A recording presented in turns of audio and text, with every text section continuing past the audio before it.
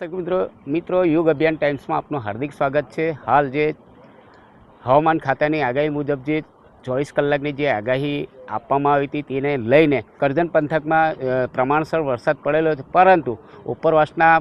ઉપરવાસમાં જે છોટાઉદેપુર, ડભોઈ અને જેવા ગામડાઓ જેવા શહેરોને ત્યાંથી જે ભૂખી જે પસાર થાય છે માછલી કોતરનું પાણી વધુ પ્રમાણમાં આવવાથી અહીં આગળ કરજણ તાલુકાનું કંડારી ગામ પાસે પાણી ફરી વળ્યા છે। હું કહીશ કે અહીં આગળ જે તમને બતાવવાનો પ્રયત્ન કરે કે જે કંડારી ગામમાં જે નવી વસાહત ગૌચરની જે નવી વસાહત છે, નવી વસાહત પાસે જે માછલી કોતર પસાર થાય છે, ભૂખી પસાર થાય છે, ત્યાં પાણીનો ઓવરફ્લો વધી જવાથી અહીં આગળ પૂર જેવી સ્થિતિ જોવા મળી છે। હવે અહીં આગળ જે કરજણ જે કંડારી જે છે માછલી કોતરની પેલી સાઈડે જે 20થી વધુ મકાનો આવેલા છે અને પાણીના કારણે અહીં આગળ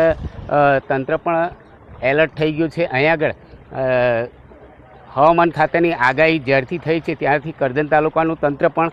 સજ્જ થઈ ગયું છે અને દરેક ગામડામાં જેવા કે કોલિયાદ છે, સાંસરોદ,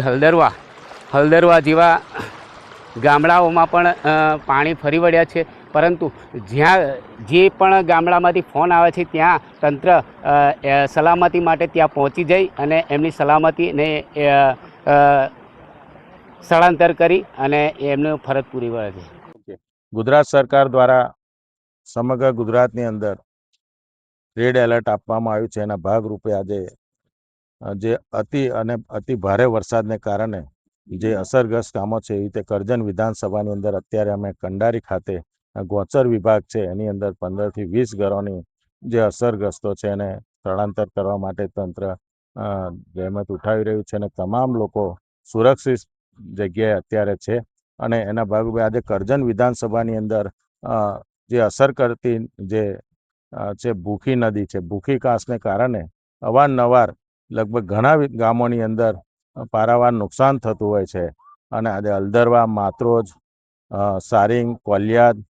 અને એવા ઘણા બધા ગામોની અંદર જે નુકસાન થાય છે, પરંતુ અત્યારે સ્થિતિ નિયંત્રણ હેઠળ છે અને કોઈ એવા ગામોની અંદર અત્યારે ગંભીર પરિસ્થિતિનું નિર્માણ થયું નથી અને ભગવાનને પ્રાર્થના કરીએ છીએ કે આ જે પરિસ્થિતિ છે એનાથી સારી સુધરે। અને આજે નવું જાણવા મળ્યું છે કે મેથી ગામની અંદર જે રોડની આજુબાજુની કાંસ જે ઊંડી કરવા માટેનું જે તંત્રને એમને સરપંચોને આગેવાનો દ્વારા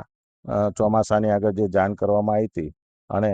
આજે મેથી ગામની અંદર આદિવાસી વિસ્તારોની અંદર નવીનગરી ખાતે જે પાણી ભરાવાના બનાવ બન્યા છે એના માટે તંત્રએ તાત્કાલિક જેસીબી મોકલી અને ત્યાંના ગામના સરપંચશ્રી અને આગેવાનો સાથે પાણીના નિકાલ માટે ત્યાં તંત્ર પહોંચાડવામાં આવ્યું છે।